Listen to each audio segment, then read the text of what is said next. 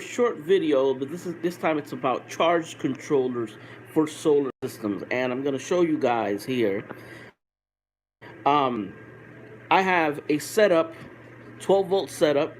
I have 7 deep cycle batteries in parallel, and 4 MPPT charge controllers running in parallel. These are the EP Ever brand. Let me come over here. All right, these are the EP Ever brand MPPT charge controllers. The first one's the 30 amp version. These are just 10 amp versions, and basically I have all 4 of them running in parallel. Now, a lot of people say, can you do that? Yes, you can have multiple charge controllers charging one battery bank, and amongst themselves, they will balance out the voltage, and they'll figure it out, especially if your charge controllers are all the same brand in particular, but they don't really need to talk to each other. This one I installed today. This is a brand new one, and because there are some charge controllers who come with a function with a wire, and they supposedly talk to each other, and really, yeah, they do talk to each other, but what the only real communication between them is basically the ones that link up together. They control the entire the whole oh god, I got a brain freeze. The whole overcharge equalization mode. So what happens is, if you have multiple MPPT charge controllers, what I would do and what I would recommend is have a primary one. Like in this case, this first one, the 30 amp one, that one has the function, that one has the equalization function on. I desactivated the equalization function on these 3 because I don't want my batteries to get equalized 4 times a month. You know what I mean? So that one every 28 days gets the equalization, and these basically just do the charging, and it has the equalization parameters off. If you have let's say lithium batteries, if you ever upgrade to lithium batteries and you're using one of these EP Ever charge controllers, or any kind of MPPT charge controller, you have to turn off the function, the equalization function, because you don't equalize lithium. You know what I mean? So that could mess up your battery. So, but in this particular case, we're using flooded lead acid batteries, and all 4 of these charge controllers, if you notice right here, okay, it's at 14.5. All right, 14.5.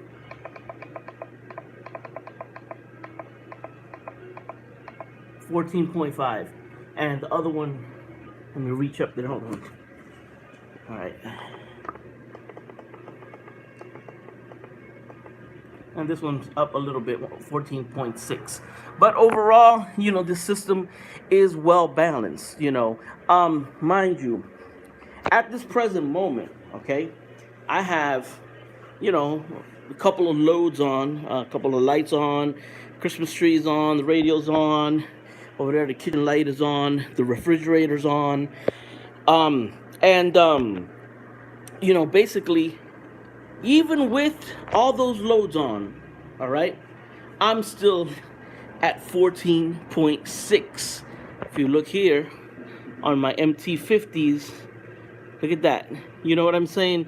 So right now, this system is very well done because I am running my loads. My batteries are practically totally full, and I'm running the entire house directly off of solar. Because what happens is, when your batteries are full, the sun, it doesn't fit into the batteries, so it redirects and goes straight to your loads. So right now, I can practically basically be all day, using whatever I want. Turn on the TV, turn on this and that, and as long as the sun is out, the solar panels will take up all of the loads that I can throw at it. Excuse me. So basically, that's pretty much it, guys. But yes, you can add multiple charge controllers to your system. If you have a system, an off-grid system, But in your house, let's say you have power, or in your RV, but let's say a house, you can have your solar on and your system plugged into a charger at the same time, because the charger will know when to shut off. And if it's as long as it's one of those microchip controlled chargers, intelligent chargers, they'll shut down and they'll go into float. Your charge controller is basically a charger as well. Once they see the battery's full, it'll go into float mode. So you can have multiple sources coming in, and it isn't a problem. Now, that being said, and I'm mentioning a thing about the chargers, there are what we call dumb chargers, which are the old school ones that all they do is just pump energy into the batteries, and they're not microprocessor controlled. If you have one of those dumb chargers, you got to keep an eye on it. Your batteries can explode if you don't monitor it. But if you have the intelligent chargers, you won't have an issue. But going back to what the subject is about. Okay, so you have 4 charge controllers, all right? 4 of them. And they're all MPPT. Each of those charge controllers is running a specific solar array. The first one right there, the one next to the danger sign, all right, that one is a 30 amp MPPT charge controller, and that one is running 19 30-watt solar panels totaling 570 watts, and that's just running that one. The second one, it's running 2 100-watt solar panels. The third one is running 2 100-watt solar panels, and the fourth one is running, I believe it's 6 20-watt panels, giving me a total of about 120 watts. So in total, I have about 1,000, I think it's like 1,090, that's a kilowatt, a little over a kilowatt, and basically that's running my system, So I got 7 deep cycle batteries there. That's one of my chargers. This charger right here is charging this battery. All I use this is for the cell phones and USB stuff, and it's a different battery, so I don't have that as part of my array. All of these are 24 DC ones, from Advanced Auto Parts. They used to be Autocraft, now they're Die Hard, but it's the same battery and same dimensions, same power, everything. It's just a different sticker. So, and I'm running that, and that charge controller right there, that inverter, this is a Bestech. This one is a 2,000 watt, 4,000 peak, and that's what I'm using for everything. This one's not even connected. This one's just here as a spare if I need it for anything. Those two, the 750 is not even connected. I don't use that, at the moment. The 410, I turn that one on at night. At night, all I need is to power in the room to have something to charge the phone, so I turn that on, and for some other little things that I might need, like once in a while I'll get a pain in my neck, so I'll turn the heating pad on, and I'll use that 410 because it's smaller, it doesn't draw that much as these big inverters. So that's the system, guys. Ideally, you shouldn't have that many charge controls because each charge controller draws power. Some people have told me, hey, but what you should do is a 24-volt system, and then you could probably run everything with maybe 1 or 2 instead of so many. Guys, I already know all about this. I already know about 24-volt systems. I already know, but I have chosen to do it this way because monetarily, it's more convenient for me, even if in the long run it ends up costing a little bit more, and and there's probably certain inefficiencies that come along with doing it the way I did. But the thing is that a lot of people don't understand, especially when they talk about solar. They say, I'll give you a perfect example. They say, lithium batteries, the upfront cost is a lot more than flooded lead acid batteries, but in the long run it's cheaper. Well, yeah, okay, in the long run it's cheaper, but in the short run, I don't have $1,000 for battery. That's the part that a lot of people just don't seem to understand. Not everybody has $1,000 or $500 to put up. I've heard people talk here about solar, and they say, this lithium battery is dirt cheap. And when I go look it up, it's like $500. I'm like, I don't have $500. I can come up with 100 for, to buy a lead acid battery. Maybe they're not the best batteries in the world, but guess what? I have power. So we can't forget about the money factor involved in this. So going back to this, MPPT charge controllers. The first one is a 30 amp version. That one, when I initially bought it, it was like 120 bucks.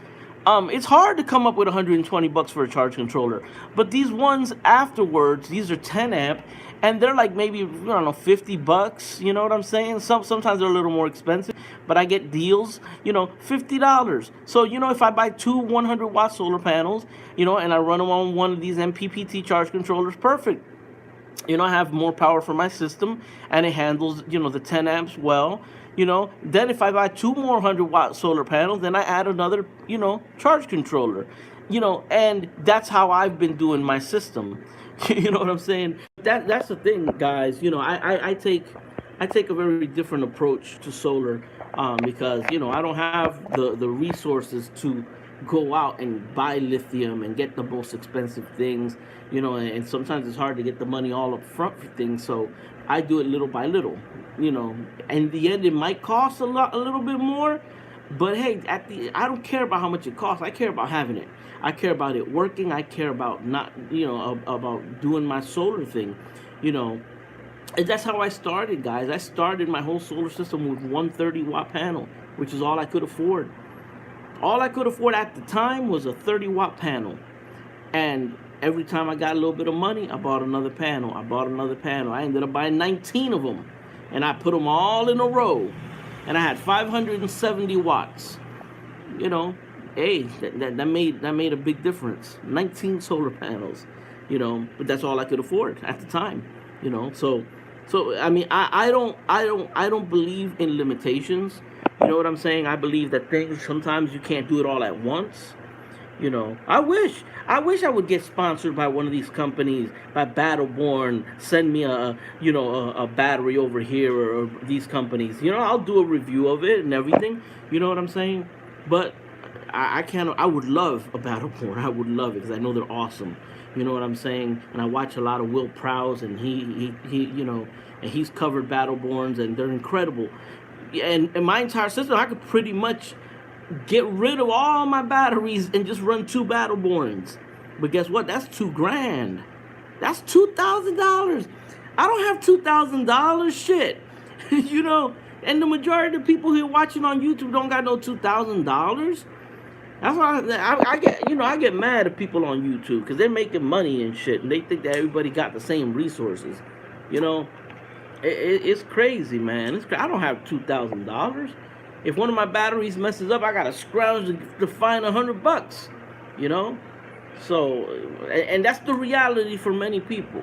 But the thing is, there's pride, and a lot of people are proud. They don't want to accept that they're poor. I'm poor. I got no shame in being poor.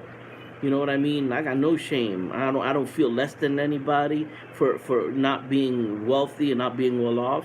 It kind of sucks not having money, but at the same time, it is what it is. The majority of people, they're on the same boat, man. You be seeing people driving around with their new cars. Man, they're in there. If you look at their tires are all bald. The brand new car probably hasn't gotten an oil change in 6 months, 7 months, because sometimes they just can't afford it, man. A lot of people depend on credit. I don't have credit. I do everything cash. So that's how I roll, man.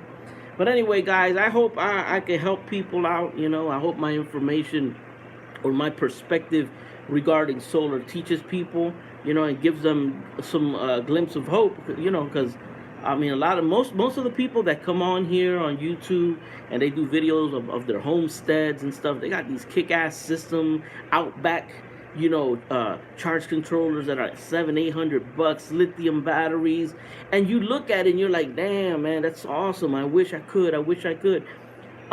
If I had paid attention to that, I wouldn't have shit.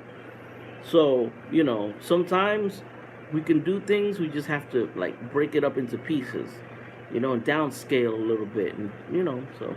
All right, guys, let me get the hell out of here. Peace.